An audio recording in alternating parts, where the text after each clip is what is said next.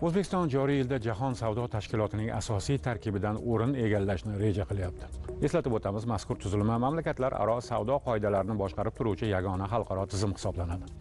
Unga to'laqonli a'zo bo'lish uchun mamlakatimizda tegishli choralar ko'rilmoqda. O'tgan davrda ko'p va ikki tomonlama muzokaralar o'tkazilib, muayyan natijalarga erishildi. Qonunchilikni tashkilot talablariga uyg'unlashtirish doirasida huquqiy va institutsional islohotlar amalga oshirildi.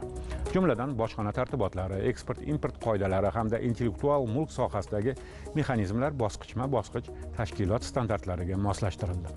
Yaqinda esa, aniqrog'i 13-aprel kuni O'zbekiston xalqaro metrologiya tizimiga to'liq qo'shildi va xalqaro tarozi hamda o'lchovlar byurosining teng huquqli a'zosiga aylandi.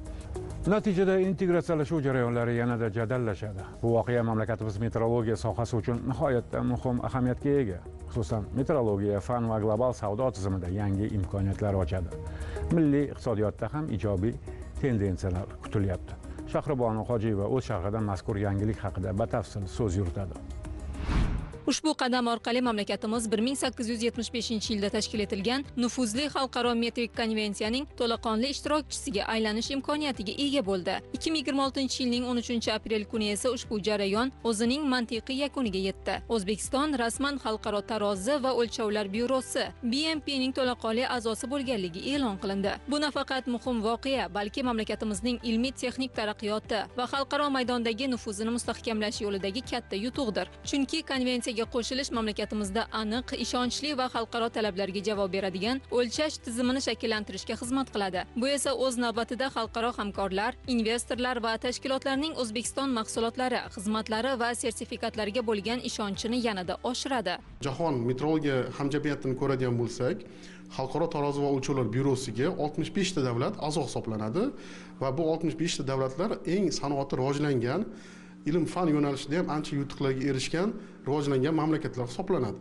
O'zbekiston ham mana shu mamlakatlar qatoriga qo'shildi. Buni nafaqat ilm-fan yo'nalishi, balki iqtisodiy tomonda ham ancha samarasi bor. Sababi biz bilamiz, kalibrlash yo'nalishida etalonlarni saqlash, ularni foydalanish yo'nalishida chet mamlakatlardan solishtirish ishlarini amalga oshirishimiz kerak va shu kungacha bu solishtirish ishlari hammasi pulli shartnoma asosida bo'lgan. Tahlilga qaraydigan bo'lsak, o'rtacha har yili 1,5 million dollar biz etalonlarni solishtirishga sarflardik. Bundan keyin biz BPMni laboratoriyada bepul solishtirish ishlarini amalga oshirishimiz mumkin. O'zbekistonning nufuzli xalqaro metrik konvensiyaning to'laqonli ishtirokchisiga aylanishi mamlakatimiz metrologiya sohasi uchun beqiyos ahamiyatga ega bo'lib, xalqaro o'lchov standartlarini shakllantirishda ishtirok etish, byuro va uning konsultativ qo'mitalari faoliyatida to'laqonli qatnashish imkonini beradi. Bundan tashqari, o'lchashlar birligini xalqaro talablar asosida ta'minlash, jahon savdo tashkilotiga a'zo bo'lish jarayonida texnik to'siqlarni kamaytirish, mahsulot hamda xizmatlarning xalqaro bozorda raqobatbardoshligini oshirish, investorlar ishonchini mustahkamlash va eksport salohiyatini kengaytirish bilan birga xalqaro reyting va indekslardagi ko'rsatkichlarni yaxshilashga ham zamin yaratadi. Va yana bir muhim jihat shundaki, endi biz O'zbekiston aynan bu nufuzli xalqaro tashkilotda ovoz berish, O'zbekiston vakilini texnik qo'mitalarini raisligiga olg'a surish kabi huquqlarga ham ega bo'ldi. Shu paytgacha bunday huquqlar O'zbekistonda bo'lmagan. BPMda eng yuqori aniqlikdagi o'lchash vositalari, etalonlar saqlanadi va ishlatiladi.